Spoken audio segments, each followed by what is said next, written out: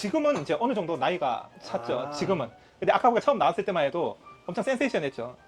엄청 20대 뭐 조금 과하면 초반이고 그때 제가 알기로는 24살 때 성대가 운영하는 레이블에서 자기가 이제 아카부를 레이블을 새로 만들면서 그 이와테현 랭킹 1위를 생산하고 그 다음 해 1위를 할 정도로 센세이션했죠. 그리고 지금은 아카부보다 더 모던한 타입의 사케들이 많지만 그때는 아카부 정도만 해도 우와 모던하다, 우와 어떻게 사케가 이럴 수 있지 라는 기준이 되었던 거거든요.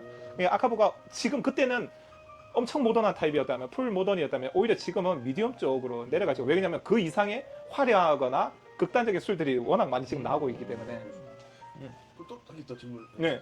칸키쿠가 네. 원래 예전부터 살짝 이렇게 지금 어떻게 보면 그 랭킹 10위 안에 들 정도로 좀 그렇죠. 항상 네. 10위 안에 까지- 턱걸이? 네, 턱걸이 좀 네 10위권 초반이나 이제 딱 10위. 지금 칸키쿠가 지금 덴소키쿠가 아마 10위일 거고 9위가 미야칸바이 뭐 이런 식으로 되는데 치바현 랭킹 1위 양주장이고 그게 이제 원래 예전부터 좀 오랫동안 대부분 이렇게 생각하시면 됩니다. 예를 들어서 이제 쿠마모토의 우부스나도 하나노카라고 하는 레이블이 있어요. 네. 그게 그 선대가 했던 게 하나노카인데 그게 원래는 전국에서 판매되는 브랜드였어요. 근데 지금 현재 양조장인 그러니까 오노죠. 오노가 이제 우부스나를 만들면서 이제 반대로 한 거예요. 하나노카를 지역 술로만 만들고 우부스나를 전국에서 판매될 수 있게끔 만들면서 메인이 이제 우부스나가 된 거죠. 네. 하나노카라는 술은 이게 있더라고요. 네. 그것도 판매해서 먹어봤는데 아예 방향성이 좀 많이 전혀 틀리죠. 네. 그래서 약간 클래식한데 클래식한 느낌 많이 가는데 이거는 저희 샴페인 느낌. 네. 그러니까 지금 어떤 상태냐면 전국에 있는 양조장들 중에 유명한 양조장들이 대부분 선대랑 지금 현 대표에 대한 이제 바뀌는 거예요. 그러니까 시대가 이제 세대가 교체되면서 예를 들어서 아라마사도 지금 현 대표가 아라마사라는 브랜드를 이제 그 전에도 아라마사가 있긴 있었어요. 대신 넘버6라든지 이런 부분을 지금 현 대표가 이제 레이블을 만들고 양조 방법을 다 새로 만든 거죠. 그러면서 이제 이렇게 유행을 타게 된 거고요. 주연다이도 마찬가지고. 그럼 아라마사의 연도가 네. 있지 않습니까? 네, 그리고 그 아라마사의 그 외래 코스모스가 그러면 2021년, 뭐 2020 이렇게 붙어 있더라고요. 네, 네. 근데 그것도 맛이 달라졌나요? 맛이 매년 맛은 조금씩의 차이가 있습니다. 똑같을 수는 없어요. 네. 그러니까 100% 똑같을 수는 없는데 왜냐하면 미생물을 이제 활용해서 양조를 하다 보니까 전 세계에 있는 모든 술들이 전년 대비 100% 똑같을 수는 없어요. 그거는 신의 영역이기 때문에 다만 발효주 중에서는 와인은 전 세계 인류 역사상 똑같은 술이 존재해서는 안 되는 술이고요. 똑같은 술이 존재했던 적도 없었던 술이고 사케는 틀리게 전년도 올해 내년이 사람 입맛으로 테이스팅한다면 거의 비슷해요. 그러니까 블라인드 테스팅하면 맞출 수 있을 정도의 수준으로 비슷하게 만들어요. 그게 퍼센트가 100%는 아니지만 뭐 조금 알아듣기 편하게 하면 최소 90%에서 95% 이상은 전년도 올해 내년이 비슷하게 만들 수가 있어요. 제가 요번에 최근에 이제 히노토리를 먹고 코스모스를 예전에 먹다가 올해 최근에 이제 한번 먹어봤는데 코스모스가 히노토리의 방향성이 거의 비슷하더라고요 지금. 근데 제가 느끼기에 맛이. 히노토리는 키조슈죠. 네, 네. 그럼 완전 귀양주죠. 네, 조금 다른 느낌이었다고. 코스모스는 전혀 틀려요. 네, 맞아요. 근데 맛이. 그래서 조금 아, 깜짝 놀랐어요. 그거는 뭐 기호식품이라 개인이 개인이 그렇게 느낀다면 어쩔 수 없어요. 같이 먹었던 이제 동생도 우와 이거는 지금 예전에 먹었던 코스모스랑 지금 이번에 먹은 거랑 너무 다르지 않냐. 코스모스도 제가 지금 깜짝 놀랐어요. 이게 한 10번을 먹었는데 네, 9번은 똑같았는데 네. 올해 먹고 제가 저번 달에 먹었는데 깜짝 놀랐어요. 제 개인적인 생각인데 이거는 뭐 아마 양조장에서는 의도적으로 이렇게 양조하지는 않았을 거예요. 그러니까 맛은 거의 비슷할 텐데 왜 우리가 이런 게 있잖아요. 마시는 사람 컨디션에 따라서 환경에 따라서 그리고 지금 제가 완전 빈속에서 먹느냐 아니면 만취 어느 정도 된 상태에서 2, 3차에서 그 술을 먹느냐 그 환경에 따라서 다 틀리거든요. 엄청 지금 썸녀랑 마시느냐 직장 동료랑 뭐 마시느냐 따라서 분명히 맛은 틀리기 마련이거든요. 근데 그 정말 많이 났습니다. 왜냐면 제가 이때 저거 먹을 때 처음으로 먹은 적이 없는데 네. 요번 최근에 먹을 때는 저걸 첫 병으로 갔거든요. 네, 그러니까 그때 딱 더 많이 이제 맛이 와닿았던 것 같아요. 네. 이 컨디션의 느낌이 많이 그러니까 반하는 것 같아요, 진짜. 우리 10년 전에 상선 요소 처음 먹었을 때 야, 이런 향이 난다고 그렇죠. 그랬는데 최근에 먹으면은 야 이거 좀 옛날에 뭐하지? 옛날에 제가 그런 월계가 느낌이죠. 호린 준마이 다이긴죠. 그래 그런 것도 얼마나 맛있게 그거 먹고 막 먹었는데. 깜짝 놀랐던 시대가 있었네. 맞지. 와. 예를 들어서 이제 그런 거죠. 그걸 이제 비슷하게 얘기하면 주연다이를 하나 예를 들자면 주연다이가 처음에 생산해서 시판됐을 때가 언제였냐면 1900년도 초반 한 93년, 95년쯤이었어요. 근데 그때 당시에 일본의 사케 트렌드가 뭐였냐면 탄네 카라구치였어요. 담백하면서 드라이한 우리가 일반적으로 알고 있는 사케 이미지, 정종의 이미지에 맞는 그런 술들이 그때 유행했던 타입이에요. 예를 들어서 니가타현, 효고현을 대표하는 맛과 향이 그때 당시에 대표적인 술이었어요. 근데 주연다이 그때 나와가지고 주연다이 대표님이 자 이거 한번 마셔보세요 했더니 마시고 이런 거예요. 이게 어떻게 사키냐고. 왜 그러냐면 너무 달고 그때 당시에 지금도 좀 단맛이 있는데 너무 달고 향이 너무 화려했던 거예요. 근데 그때 당시에 유행했던 사케가 아니기 때문에 배척당했던 거죠. 근데 지금 30년 지난 지금 어때요? 없어서 못 팔죠. 없어서 못 사죠. 그게 이제 시대가 바뀌면서 아까 상선연수, 네. 조제 미즈노 코토시 같은 네, 경우도 네. 그때 당시에는 저도 센세이션했어요. 오. 물처럼 이렇게 마시기 편한 술이 있다고? 그리고 투명하게 만든 병 자체도 너무 디자인도 예뻤고. 근데 시간이 지나면서 예를 들어서 아까 호린 준마이 다이긴조도 말씀하셨지만 월계관 호린 준마이 다이긴조는 1990년도, 2000년도 초반만 해도 그냥 내가 좀 고급 술을 마신다거나 접대받는다거나 그러면 호린 준마이 다이긴조나 월계관 준마이 다이긴조였어요. 그다음 거기서 10년 좀 더 지나면 쿠보타로 넘어오죠. 그다음 만주. 네, 만주, 센주. 그다음 거기서 10년 더 지나면 이제 다싸이가 된 거죠. 네, 다싸이가 기준이 되는 거죠. 그러니까 시대별로 일본도 그렇게 트렌드가 바뀌듯이 한국도 물론 접대받거나 접대할 때 이제는 쿠보타에서 이제 다싸이로 넘어온 상태고 일본 여행 가면 무조건 다싸이. 사와야 되는 게 나 다른 거 몰라도 다싸이는 알아. 그래서 다싸이는 사오죠. 그럼 그 전에 카라구치라는 이제 말보다 우리 요즘 아마구치라는 말을 쓰잖아요. 그 네. 단맛이는. 네. 그럼 그 전에는 그러면 아마구치라는 단어 그 자체가 그 있어. 정확하게 얘기하면 네. 쓰긴 썼어요. 아, 쓰기는- 쓰긴 썼죠. 아마구치, 카라구치 분명히 그 용어는 존재해죠. 아. 다만 1990년도 초반쯤에 키키자키시라는 사케 소믈리에 라이센스가 나오기 시작했는데 그때쯤에 어떤 용어가 나왔냐면 정의가 이제 만들어졌어요. 지금 우리가 쓰고 있는 준마이, 준마이 긴조, 준마이 다이긴조, 다이긴조, 혼조조, 그 다음에 긴조 그런 용어들이 1990년도 초반에 만들어진 거예요.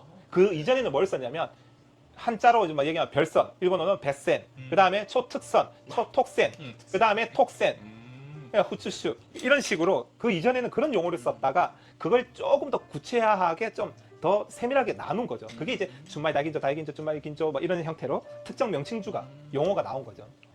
대한민국 최초 셰프 출신 사케 마스터가 운영하는 일본 미엠 공간 태오입니다. 수년간 경험한 일본 식문화를 고객과 함께 시즌 한정 사케를 메인으로 일본 소주, 일본 위스키를 고객의 기호에 맞는 글라스에 초이스해주는 사케 에어가들의 성지입니다. 19시부터 22시까지는 디너 오마카세로 운영되고 22시부터 1시까지는 계절 츠마미 코스와 120여 가지 시즌 한정 사케를 글라스로만 판매해 사케 에어가들리 성지로 유명한 곳입니다. 대한민국 유일 셰프 출신 사케 마스터가 연출하는 일본식 문화에 여러분을 초대합니다. 제가 괜찮아. 약간 스펙충이거든요. 그러니까 금메달 1등 이런 거 하면은 뭐 사고 하는데 항상 궁금했던 게 그러면은 이 무슨 대회를 열 때 네. 그 업체나 양조장에서 자기들이 대표하는 이제 사케나 이런 것들을 내놓고 거기에서 평가를 하는 건지 아니면은 전체를 다 뭐 모아서 평가를 하는 건지. 아니요. 예를 들어서 뭐 한국에도 뭐 주류 대상이 네네네네네. 있듯이 거기도 다 내도 돼요. 네네. 다만 한 품목당 금액은 얼마라는 게 규정이 있어요. 네네. 그러니까 10개를 내도 100개도 상관없어요. 그러면 n분의 1이 아니고 뭐, 내는 개수만큼 이제 가감이 되는 거죠. 네네. 그러니까 일본 같은 경우는 대표적으로 신주 간평회가 있어요. 신슈 간평회라고 해서 양조장에서 가장 자신 있는 술을 이제 출시를 해서 그게 금상, 은상, 동상, 네네네. 익상 이런 식으로 하는데 그래서 각 현별로 금상을 몇 개 많이 받았냐. 그래서 올해 저 금상 제일 많이 받은 현 뭐 이런 식으로 해서 뭔가 나오긴 하는데 네네. 그거는 여러 개 출품해도 상관없어요. 어. 다만 출품을 많이 하면 많이 할수록 돈이 더 돈 많이 예, 들어가고. 참가비가 더 많이 들어가겠죠. 결국에는 뭐 대회사에서 이 물품을 정하는 게 아니고 네. 양조장에서 그냥 이게 출품을 한 걸로 이제 후보를 가리는 그런. 그렇죠. 블라인드 테스팅을 해요. 그래서 어. 블라인드 테스팅에서 이제 뭐 올해 금상 받았다 뭐 이렇게 해서 나오겠죠. 네네네. 그러면 이제 몇 년도 금상 그다음에 그런 대회가 이제 엄청 많아졌죠. 쿠라마스타도 있죠. 뭐 도쿄 같은 경우는 와인 글라스에 어울리는 와인 글라스 어워즈 이런 식으로 해서 와인 글라스에 어울리는 사케 네. 대회 이런 것도 있고요. 그다음에 북유럽 쪽에 가면 IWC 인터내셔널 와인 네. 챌린지 IWC. 네. 그런 것도 있고. 맞아요. 뭐 일본 국내에서도 이제 뭐 예를 들어서 각 현별 아니면 간서 간동 뭐 이런 식으로 나눠서 또 그런 이제 시음회나 이런 것도 하기도 하고요. 굳이 뭐 나는 이미 잘났으니까 내지 않겠다 하면은 안 내시. 상관없죠. 예를 들어서 뭐 한국에 있는 스시야 혹은 뭐 양식 중식 중에서도 나는 미슐랭 거부하겠습니다 하는 곳도 있죠. 네. 네, 그거는 자유죠. 그런 거랑 상관없네. 예, 오히려 나는 그냥 그 오너 셰프나 오너 입장에서는 나는 미슐랭 받으면 오히려 손해일 것 같아라고 하면 오히려 안 받는 거죠. 왜? 우리는 미슐랭 받아서 뜬 애기들 오는 것보다 기존 고객이 더 중요하다 생각하면 오히려 미슐랭 안 받는 게 오히려 더 이득일 수도 있고요. 네.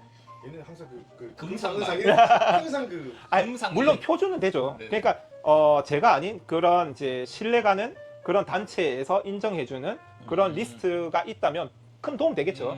그래서 저도 유튜브에 네. 뭐 매년 탑 10, 뭐 탑 20 이런 식으로 랭킹을 이제 안내해드리는 것도 네. 일본 여행 갔을 때 초이스 뭐 해야 될지 모르겠다는 질문이 워낙 많으니까 자 네, 이걸 네, 네. 기반으로 한번 초이스 해보세요. 그리고 이번에도 후쿠오카 뭐 랭킹해서 뭐 한국 사람들이 가장 많이 가는 현 위주로 우선은 랭킹을 제가 지금 영상을 준비하고 있는데 뭐 그것도 마찬가지 한 예가 되겠죠. 근데 그게 절대적일 수도 없지만 뭐 무시할 수도 없어요. 네.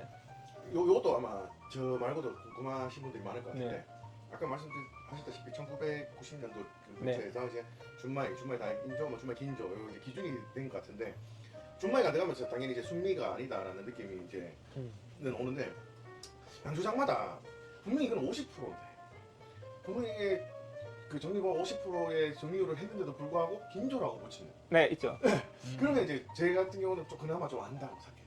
뭐 설명을 해줍니다. 이거는 50%인데 왜 긴조라고 했을 때 저는 이렇게 뭐 설명. 그럼 양조장마다 자기가 나는 50%에는 정말 달긴조는 나 안 붙인다. 뭐 이런 자부심이 있어서 그런 거 아닐까? 뭐 이런 식으로. 이거 설명을 해드리면 긴조, 달긴조는 그런 예시가 없고요. 준마이가 그런 예시가 있어요. 왜냐면 사케 소믈리에 과정 중에 이제 정비보합 관련된 이제 특정 명칭주에 대한 이제 규정이 있어요. 준마이 달긴조는 50% 이하, 달긴조 50% 이하, 준마이 긴조는 50% 이하, 혼조전 70% 이하. 근데 준마이 한에서는 규정이 없어요. 원래 제가 알기로는 제가 사케 소믈리에 처음에 라이센스 땄을 때만 해도 그때는 70%라고 하는 규정이 있었어요. 근데 지금 현재는 규정을 없앴는데 그게 왜 그러냐면 준마이라는 단어를 풀이하면 순미주잖아요. 순수 쌀로만 만든 술을 전반적으로 준마이죠. 그러면 준마이 달긴조, 준마이 긴조도 다 준마인 거예요. 일본 사람 입장에서 보면. 그래서 대신 준마이 달긴조와 준마이 긴조는 규정을 정미율을 60, 50을 정하되 준마이 한에서는 규정을 없애자. 그래서 49%, 45%를 준마이로 출시하는 경우도 있어요. 근데 그거는 양조장인 마음이에요. 예를 들어서 뭐 이런 의미가 약간 있는데 용꼴이 되느니 뱃머리 되겠다. 뭐 이런 느낌의 뉘앙스도 약간 있어요. 네. 근데 정리율이 이렇게 많이 했음에도 불구하고 준마이로 표기하니까 가격은 준마이 달기보다는 준마이가 상대적으로 비싸게 가격 측정은 할 수는 없겠죠. 그래서 소비자 입장에서는 가성비 좋은데 가 될 수가 있겠죠. 그게 마케팅의 효과가 될 수도 있어요.